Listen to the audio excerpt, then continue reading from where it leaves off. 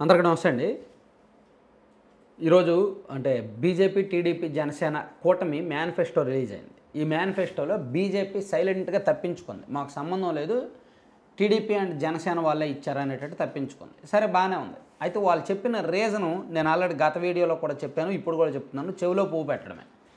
కేంద్రంలో జాతీయ స్థాయిలో మేనిఫెస్టో ఇచ్చాం కదా, రాష్ట్రంలో మాకు సంబంధం లేదు అనే రీజన్ అయితే మాత్రం కరెక్ట్ కాదు. ఆ రీజను ఎవరో పిచ్చోళ్ళు తెలియని వాళ్ళు నమ్మితే నమ్ముతారేమో కానీ నాకు ఆ వ్యవస్థలు ఏంటో, రాష్ట్ర బడ్జెట్ ఏంటో, కేంద్ర బడ్జెట్ ఏంటో, లోక్సభ ఏంటో, శాసనసభ ఏంటో మనకు తెలుసు కాబట్టి మనం నమ్మాల్సిన అవసరం లేదు. సో ఇదెందుకో నాకు చీకటి దెబ్బలో ఒక భాగం అనిపిస్తుంది. టీడీపీకి, జనసేనకి బీజేపీ వేస్తున్న చీకటి దెబ్బలు కొన్ని ఉన్నాయి. అందులో ఇది కూడా ఒక భాగమేమో. చాలా ఉన్నాయి అటువంటి భాగాలు. చూడండి, 2019 ఎన్నికలకు ముందేమో టీడీపీ నాయకులు దాదాపు 40 మందికి పైగా ఐటీ రైట్స్ జరిగాయి. టీడీపీ నాయకులు 40 మంది మీద ఐటీ రైట్స్ జరిగాయి 2019 ఎన్నికలకు ముందు. ఇప్పుడు 2024 ఎన్నికలకు ముందు వైఎస్ఆర్ కాంగ్రెస్ పార్టీ నాయకులు ఒక్కరి మీదైనా సరే ఐటీ రైట్స్ జరుగుతున్నాయా? జరగట్లా. 2019 ఎన్నికలకు ముందు తెలుగుదేశం పార్టీని గొక్క తిప్పుకొనివ్వాల. కనీసం వాళ్ళ డేటా, వాళ్ళు అధికారంలో ఉన్నప్పటికీ డేటా యూజ్ చేసుకునివ్వాల. కానీ ఇప్పుడు అధికారంలో ఉన్న వైసీపీ స్వేచ్ఛగా డేటా యూజ్ చేసుకుంటున్నారు, ప్రజల డేటాని. మహిళలు, యువతుల ఫోన్ నెంబర్లు కూడా పొలిటికల్ గ్రూపుల్లో యాడ్ చేసేసి వాళ్ళకి మెసేజ్లు పెడతా ఉన్నారు. నాకు చాలా మెయిల్స్, మెసేజ్లు నాకు వస్తున్నాయి.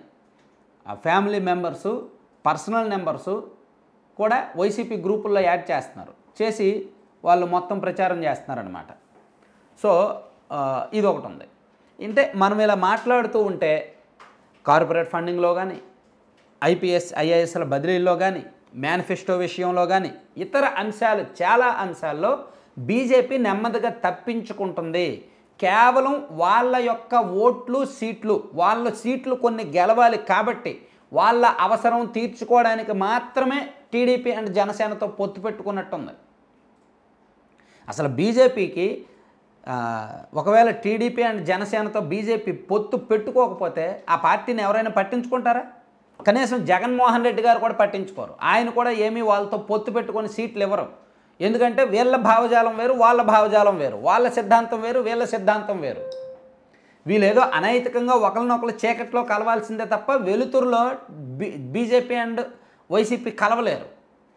ఎందుకంటే వీళ్ళ సిద్ధాంతాలకి పోసకదు. సో ఒకవేళ ఆంధ్రప్రదేశ్లో టీడీపీ, జనసేన కనుక బీజేపీతో పొత్తు పెట్టుకోకపోతే ఆ పార్టీని ఎవరు పట్టించుకోరు, జనం కూడా పట్టించుకోరు.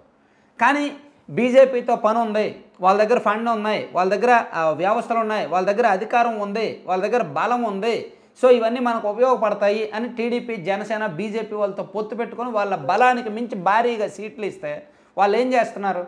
ఒక్కొక్క దానిలో కీలకమైన వ్యవహారాల్లో తప్పించుకుంటున్నారు. సో ఇది టీడీపీకి, జనసేనకి చీకటి దెబ్బలు కాదంటారా? అందుకే నేను మన ఏపీ 175 ఛానల్లో కూడా వీడియో చేశా, పొత్త వెన్నుపోట అని. సో ఇప్పుడు మళ్ళీ నేను చెప్తున్నా, ఇది పొత్త వెన్నుపోట? ఒకసారి ఆలోచించాలి. నిజంగా చంద్రబాబు గారు, పవన్ కళ్యాణ్ గారు ఆలోచించుకోవాలి, ఇంకెవరో వేరే ఆలోచించక్కర్లా. ఆ రెండు పార్టీల కార్యకర్తలు, ఆ రెండు పార్టీల నాయకులు, ఆ రెండు పార్టీల అభిమానులు, ఆ ఇద్దరు ప్రధాన నాయకులు ఆలోచించుకోవాలి. చెప్పుకోవడానికి రీజన్ బాగానే ఉంటుంది. బీజేపీ కేంద్రంలో మేనిఫెస్టో ఇచ్చింది కదయ్యా, నువ్వేంటి రాష్ట్ర మేనిఫెస్టోలో వాళ్ళే ఎందుకు ఉండాలి అని మీరు అనుకోవచ్చు కాక, దానికి 1,00,000 సాకులు చెప్పుకోవచ్చు కాక. కానీ అది ఏమీ తెలియనోడికి చెప్పండి, చిన్నపిల్లలకి చెప్పండి. అసెంబ్లీలకు సంబంధించి, రాష్ట్ర బడ్జెట్కు సంబంధించి మేనిఫెస్టో వేరు, కేంద్రానికి సంబంధించి, లోక్సభకు సంబంధించి మేనిఫెస్టో వేరు. ఆ మేనిఫెస్టోకి ఈ మేనిఫెస్టోకి సంబంధం లేదు. అది ఇచ్చాం కదా అని మేము ఇవ్వమంటే కుదరదు.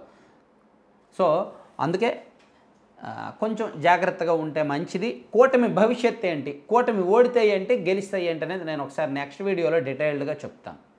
Thank you.